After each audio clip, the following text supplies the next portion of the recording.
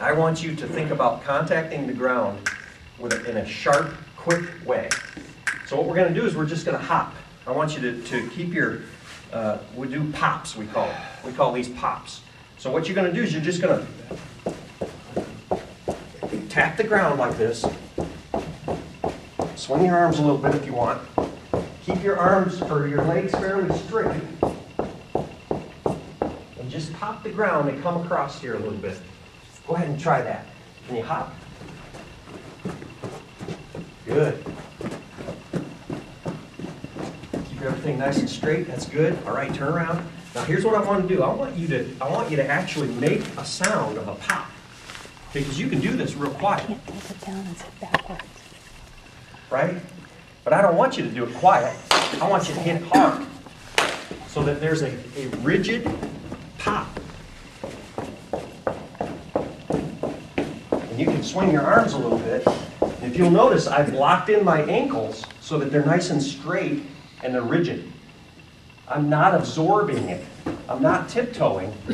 I'm popping. Okay? Go ahead and try it again. All the way down. Pops. Go, Richie. Good. Good. Good. That's it. That's called pop. So we can try that. Keep your feet nice and close together. Let's do it one more time. Come on across here with me, guys. Go ahead.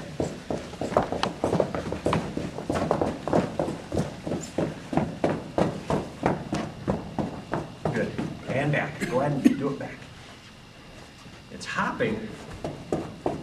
Tap, tap, tap. Tap the ground. Everything's real straight. Any movement in the heels or the ankles is what you're looking for. You want to be able to develop the strength so that they lock right in there. We don't want to see any movement. That's the tiptoeing, right? That's soft. That's bad. Tap the ground straight. Now, how does that apply to when we run? Well, watch this. You're going to be able to hear, and this is the drill I want you to do here. I want you to take 5 quick steps. 1, 2, 3, 4, 5. As quick as you can. But I want you to be able to hear it. Okay? We'll fall forward. Now you're playing that. Watch this. 5 quick steps. Okay, and we just coast down. So I want you to do 5 quick steps out of that fallout as quickly as you can. Go ahead, Griff. Go ahead, try. 5 quick steps. Good, good. All right, Richie. All. Okay, good. Excellent. I would make your steps just a little bit smaller, okay? And again, what you're going to watch for is there's a subtle difference between tapping the ground and pounding the ground, okay? You don't want to do this. Okay, don't do that, right? Because that was on your heel. We want you to be quick and light on your toes. Tap. 1, 2, 3, 4, 5. Okay? Now, let's apply this to football, since both of you are football players, right? What do you do in a football stance? Well, you just move your feet a little bit further apart. Down here, you guys use a 3-point stance probably, right? Like something like this? Well, let's look at that. Go ahead and show me your 3-point stances now. There you go. Good. There you go, Coach. Not too bad. No, he's a quarterback. He doesn't know what he's doing. He's a quarterback. He doesn't know what he's doing. That's right. You do that very often. Good. Well, we're going to go out of this. There you go. You're a running back. No, yeah, but the year before I was a tight end. Oh yeah. Well, he uses that too. So what I want you to do now is I want you to move your feet just a little closer together. Coach won't like this very much, but we're gonna convince him to just let you put your feet just a little bit closer together. And get your foot down, Richie, just a little bit here. Now on the clap, we're all gonna fire out and do that same drill. So if you're in a right-handed stance there, so you're probably gonna come out with this foot. Is that what feels comfortable for you? Yeah. Go ahead and push off for me there and see what it would. All right, good. Not too far, remember, you want to push out. So this hand is really important, okay? If you're going to do a right-handed stance like this, then this foot and this hand are going to be how you come back out when you come out of your stance there. Now, if you want, either side will work. Okay, I don't know how Coach tells them how to do that, but we don't stagger it. Yep. Don't stagger it. Keep Yep. it flat. Yep, that's good. That's fine. Nice and parallel with your feet. Okay, and then whichever one comes out, I want you to drive that. For me, it's probably going to be this foot. Okay, Griff, you'll probably have, Look on your fingers. we'll probably, like this, okay? We'll have this left hand and the right foot coming out. Okay, I'll just say ready, set, hit. Okay, ready, set, hit. Good, now stay low. We want you to lean forward just like you did when you fell forward there. Okay, what you may want to do is, again, you got to keep your head up because you want to see where you're going, obviously. And again, this is the track athlete in me coming out. I coach my athletes to actually look right down at the ground, whereas in football, you're going to have to look and see where you're going. So you'll have to apply that to whatever sports you're going to play. Now, let's come back and do it one more time here, and I want you to use quick little steps. Either, if you're going to block somebody, you're going to want to use those short, choppier steps anyway.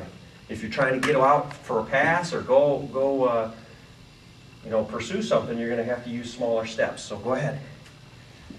All right, ready? Set. Hit. Good. Quicker steps is going to be your best bet when you get out there. Quick little steps. Stay up on your toes. Remember the falling forward, right? Raise up. Yep. Don't want to stand right straight up.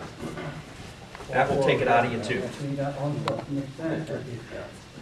Good. To become second nature. That'd be automatic. That's what Tom said. The more you do this, the more it's going to become just natural, because you don't want to have to think about running fast, right? You just want to do it naturally. And there's certain things that I'm sure you guys are really good at that you don't even think about, that you want to make running and sprinting better that way too. Another great way to train this, you guys happen to have access to a treadmill anywhere? At our house, we do. You have a treadmill at the house? It would be good for you to run on the treadmill a little bit and have the camera there, do it from the side, and start watching some of these mechanical things just in a continuous fashion. Because it's one thing to be accelerating. When you first take off, well then yeah, we've got that. But our building isn't quite big enough for us to be able to look at top speed type stuff. So we get the treadmill up to, let's say 4 or 5 miles an hour, which would be, for him, it'd be a pretty good clip. Well, then videotape him for a few seconds and then slow it down and see, is he hitting here on his heel? Or is he able to get up on top of it, right? Any of these drills, like the high step drill, any of that, the popping drill, okay? To move forward, you got to hit behind your hips. It trains them to do that just naturally, because if I just stand in one spot, well then I'm hitting right underneath, or if I go backwards, I'm hitting in front of my hips, which is bad.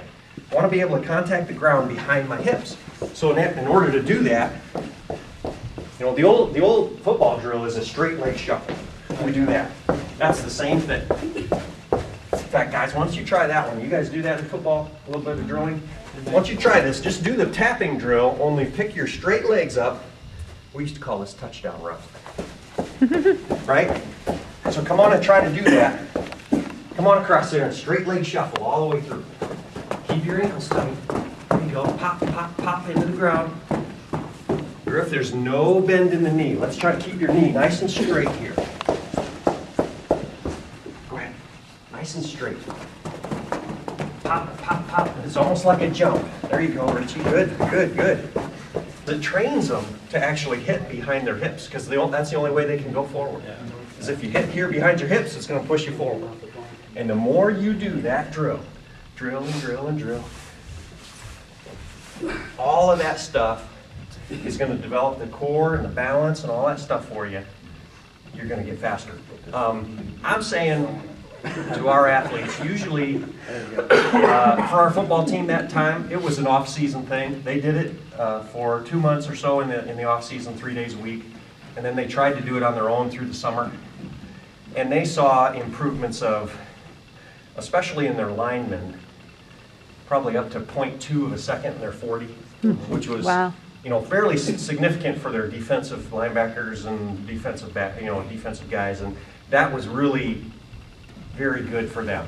And it was because they were just so bad that it was like, wow, we got a lot faster. Well, we just got faster because we started doing things a little bit more efficiently.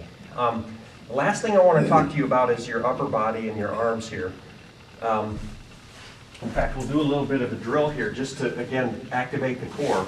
Once you stand up there, get back into this position with me. Go ahead and stand up. We're not going to touch the wall.